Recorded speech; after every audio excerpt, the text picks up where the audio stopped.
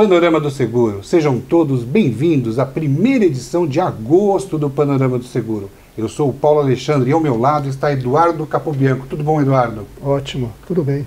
Seja bem-vindo ao Panorama do Seguro. Essa ideia de fazer essa interlocução entre dois setores, construção civil, que é um cliente das seguradoras, com as seguradoras, é muito bem-vinda. Eduardo Capobianco é empresário da construção civil, vice-presidente da Fiesp e presidente do Instituto São Paulo contra a Violência, que é o operador do Disque Denúncia. Ao meu lado também está Francisco Galiza. Tudo bom, Galiza? Tudo bem, Paulo. Como sempre, um prazer estar aqui do teu lado. Galiza é mestre em Economia pela Fundação Getúlio Vargas, acadêmico da ANSP, Academia Nacional de Seguros e Previdência, e consultor do Sindiceg-SP, Sindicato das Seguradoras e Resseguradoras do Estado de São Paulo. Obrigado a todos que interagiram conosco. E com a ampliação da nossa audiência, a nossa responsabilidade também aumenta. Por favor, continue nos enviando as suas sugestões, críticas e perguntas para o e-mail producal@panoramadoseguro.com.br ou por WhatsApp, São Paulo 11 98910 3050. Este é o programa Panorama do Seguro, que pretende fazer uma análise econômica do setor 2 vezes ao mês. E é uma realização do Sindicato das Seguradoras e Resseguradoras do Estado de São Paulo, o Sindiceg-SP.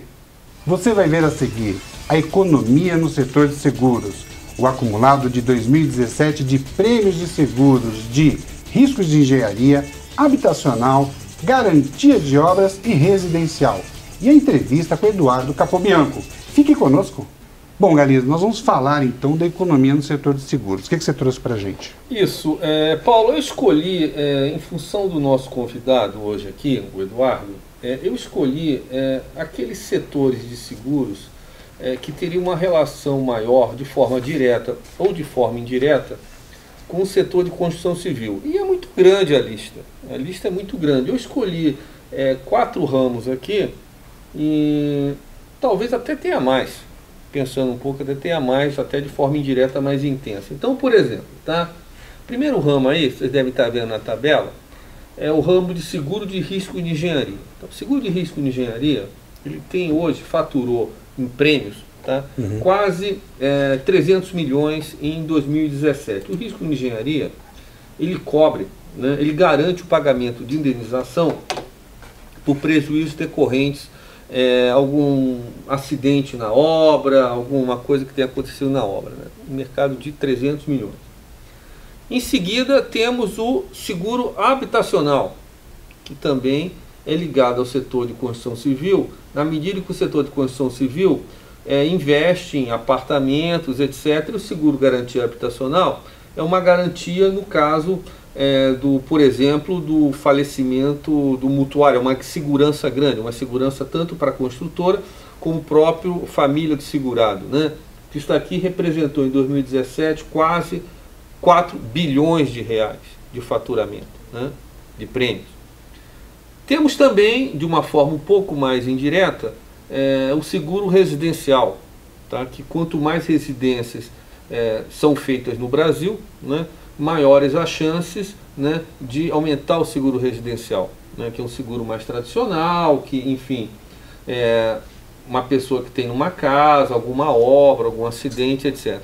E por último, tá, mas não menos importante, o seguro de garantia de obras, tá, que é um seguro que oferece uma proteção no caso da não realização da obra, né? A pessoa faz uma obra por uma série de motivos, essa obra não é concluída e o seguro justamente entra para cobrir, né? Então a gente vê que é um setor extremamente importante para o mercado de seguros. Quer dizer, o seu bom andamento, né, ele influencia diretamente, ou como eu falei, até indiretamente, o setor de seguros. Ele faz diferença no faturamento do mercado de seguros, então por isso a oportunidade de trazer aqui alguém especializado no segmento de construção civil que pode falar com muito mais detalhes em relação a isso, né? Muito bem. E Eduardo, vamos falar um pouco da construção civil, da relação entre a construção civil e o mercado de seguros. A crise dos 2 últimos anos ela foi sentida por todo mundo. Como é que foi isso no setor da construção civil? Bom, primeiro vamos entender o seguinte: a construção civil ela é aquela que produz grande parte do investimento. Tudo que a gente faz é investimento, ou da indústria, ou da infraestrutura de governos, ou das famílias. Numa crise, todo mundo para de investir. As famílias não compram imóvel novo, o Estado sofre com a recessão, deixa de investir, e a indústria também para de investir, porque está com capacidade ociosa. Logicamente, o nosso setor é o primeiro a sofrer, é o que mais sofre. Para você ter uma ideia, do período de 2014, outubro de 2014 marcou uma inflexão. Até 2017, nós perdemos 20% da nossa produção, uma queda de 20%. É um desastre. Foi a segunda maior crise desde 1948. Só foi superada levemente para aquela crise de 81 a 84, onde nós perdemos 22%. Mas essa crise tem um fator adicional. Ela vem acompanhada de uma falta de crédito. Por quê? Por vários motivos, a questão da Lava Jato, uma série de questões apareceram, né, depois de um processo bastante ruim, que atingiu a construção civil, manchou um pouco uma parte da construção civil. O setor financeiro passou a restringir muito o crédito. Então, além da redução do mercado, houve um impacto muito grande no crédito para a construção civil, o que dificultou muito a vida das empresas. Né? O impacto disso é muito sério, porque se não há investimento, é impossível o país crescer. Para você ter uma ideia, a construção civil hoje, o PIB dela está mais ou menos 7,8% do PIB, que dá mais ou menos 511 bilhões. Né? Na infraestrutura, nós estamos com aproximadamente 1,7% do PIB, dá 110 bilhões. Né? E, incrível que pareça, o setor privado investe mais em infraestrutura do que o setor público hoje, através de concessões, PPPs, energia elétrica, uma série de investimentos básicos que está sendo feito pelo setor privado.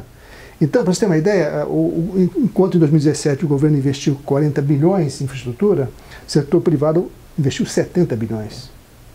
Com uma série de percalços ainda. Instabilidades contratuais, interferências de uma série de organismos que precisam ainda entrar num equilíbrio, né, que falta no Brasil. Né? Mas para que a gente possa crescer 3% do PIB, que não é muita coisa, não? Um país como o nosso, para gerar riqueza, o investimento precisa ser de 4% do PIB. Nós precisamos mais que dobrar o investimento em infraestrutura, o que abriria um mercado muito interessante para os seguros. Né? Muito interessante. A gravidade da crise foi tão pesada, essa é uma notícia ruim, né? Foi tão pesada, que nós tínhamos em outubro, durante o ano de 2014, 13.700.500.000 trabalhadores na construção. Caiu para 2.300.000. Quer dizer, 1.200.000 pessoas perderam emprego no nosso setor. E o nosso setor é mão de obra intensiva, contrata muito. Né? E tem um impacto social muito grande. Daí a importância, né, de se retomar a construção. Qual que é a notícia razoável? Notícia boa não tem. É razoável. Nós deixamos a crise, nós deixamos de decrescer. Né? Esse ano nós estamos esperando um crescimento de 0,5%. É quase que estável, concorda? Mas para quem perdeu 300.000 trabalhadores no ano de junho de 2017 e junho de 2017, num período desse, perdendo 300.000 trabalhadores, agora nós deixamos de perder trabalhadores. Estabilizou. Isso é um ótimo sinal. Há uma sensação no setor de que tudo está caminhando para para a recuperação. A perspectiva é melhor. Tá certo? Então isso é muito, muito bom, inclusive para ampliar o nosso mercado de seguro também, né? Porque é um ganha-ganha. É um ganha-ganha. É isso que nós queremos. Né? Você levantou 4 segmentos de seguro. Eu quero dizer mais um que eu uso bastante, que é de máquinas e equipamentos. Todas as minhas máquinas e equipamentos são seguradas contra roubo, contra acidente. Né? É um setor que demanda muito, porque tem muito equipamento também na parte de infraestrutura, construção de estradas. Equipamentos pesados. Equipamentos pesados. é básico. Todos os nossos clientes são assegurados, né? Então é um setor que é um item adicional que pode ser incluído aí. Por falar em perspectivas, Eduardo, nós estamos às vésperas de uma eleição majoritária, né? E quais são as demandas que você tem aí desse novo governo, seja ele qual for? A primeira demanda é que a construção civil só vai crescer se a nossa economia crescer de forma sustentável. Nós não queremos aventura. Não queremos picos de crescimento para depois entrar numa recessão. Nós temos que entrar num processo de crescimento sustentável. Havendo crescimento sustentável, uma previsibilidade maior, os investimentos retornando, a construção civil automaticamente retoma o seu ritmo. Ela passa a crescer, os empresários passam a investir e com isso entra numa rota positiva de longo prazo. Temos alguns problemas para resolver. Quais são eles? O primeiro deles, a questão do distrato. O distrato é uma questão fundamental no setor imobiliário. Por que é fundamental? Quando a economia vai bem, os imóveis passam a ser... muitas pessoas passam a investir em imóveis, muitas vezes com interesse especulativo, com reserva de valor. Aí, a hora que vem uma crise, não é possível que as construtoras que venderam imóveis, que os imóveis estão em construção, que tem as pessoas compromissadas, as pessoas possam desistir do imóvel e a construtora tem que devolver o dinheiro. Porque há uma série de compromissos feitos na sequência. Nós temos que ter uma certa estabilidade nisso. Temos que ter uma certa garantia de que aqueles que se comprometeram a comprar os imóveis, eles cumpram com seus compromissos e se o imóvel subir de valor, eles ganhem dinheiro, como sempre aconteceu. Mas não é porque o imóvel perdeu valor que o investidor possa desistir do imóvel com maior tranquilidade e deixar o abacaxi na mão da construtora sem condições de, com isso, ter uma certa garantia de que aquele compromisso feito seja sustentável e possa garantir a execução da obra. Esse é um ponto. O segundo ponto, aliás, o primeiro ponto, número 1, é a retomada do crescimento, que é bom para todos nós, para vocês e para nós também. O terceiro ponto é a questão do respeito aos contratos. É fundamental o respeito aos contratos. As obras de construção, principalmente na questão das obras públicas, não param por problema das empresas normalmente. Param devido à falta de continuidade nos pagamentos e no acompanhamento das obras por parte dos governos. É muito difícil, inclusive, acionar um seguro-garantia numa obra pública. Por quê? Porque se uma das partes não cumpre o contrato, não é a seguradora que vai se responsabilizar por o dano ocorrido. Esse é um problema seríssimo. Então, os contratos, eles têm problema de continuidade no setor público, principalmente por a falta de respeito aos próprios contratos. Isso atinge também as PPPs, as concessões, que muitas vezes não são respeitadas, com uma série de intercorrências. Isso precisa acabar. Quer dizer, o respeito aos contratos é fundamental. Então, e finalmente, nós estamos com uma discussão importante na lei de licitações, querem mexer novamente. A lei de licitações de contratos, ela regulamenta a relação público-privada. Como se faz uma licitação, como é que se pode participar dela. Nós temos um debate importante, que aí eu acho que é uma discussão que nós temos que ter com as seguradoras mais séria, de forma mais séria, mais contundente, que é a questão do seguro de performance. Por quê? O seguro de performance representa uma fatia significativa do mercado das seguradoras. Mas hoje o seguro de performance, ele, pela lei de licitações e contratações, ele é de 5% do valor, 5% do valor da obra. Há uma discussão para aumentar esse valor. Isso vai ser muito danoso para o nosso setor. Por quê?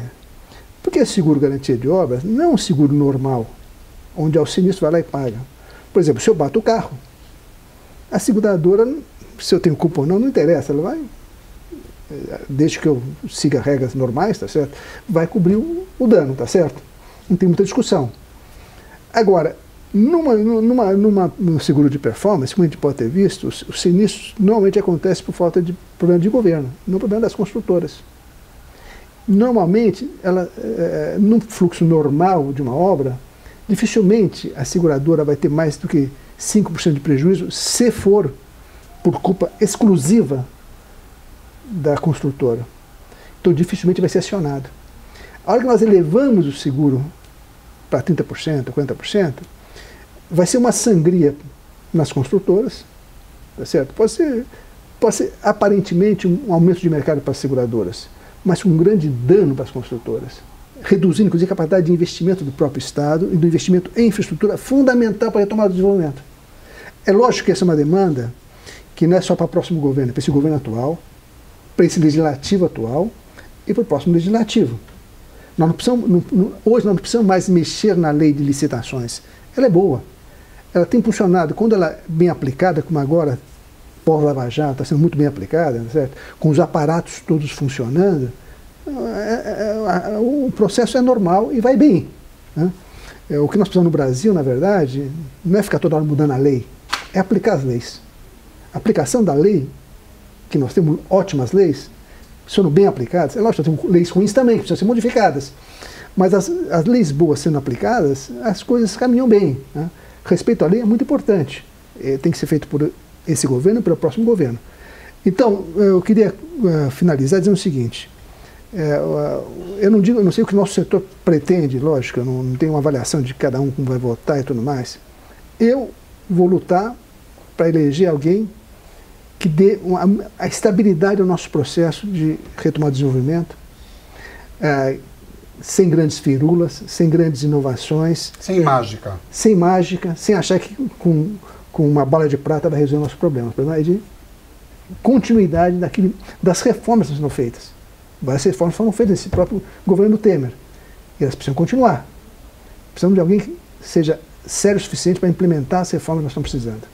Eduardo, e como você vê a relação do mercado de seguros com o mercado de construção civil? E quais produtos que você entende que estão funcionando e quais que precisam aprimorar? Eu acho fundamental, porque as seguradoras, o mercado de seguro, ele reduz o risco para as construtoras. Isso é fundamental, essa divisão de riscos, essa diluição do risco. Né?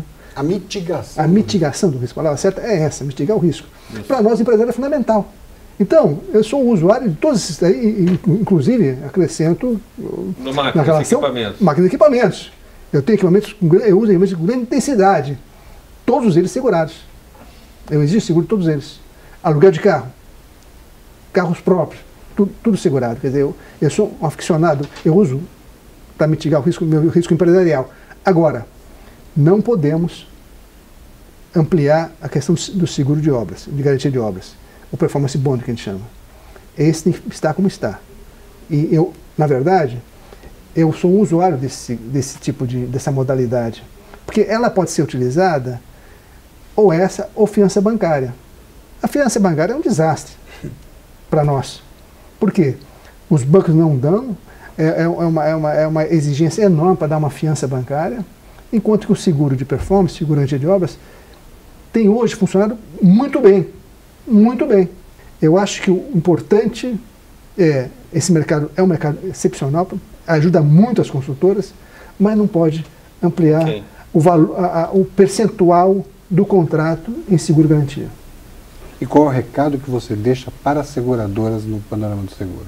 Vamos entrar no entendimento em relação a esse tema. Vamos entrar no entendimento em relação a esse tema. Então fica aqui a convocatória do Eduardo Capobianco para o mercado segurador e o mercado de construção civil, para se entenderem.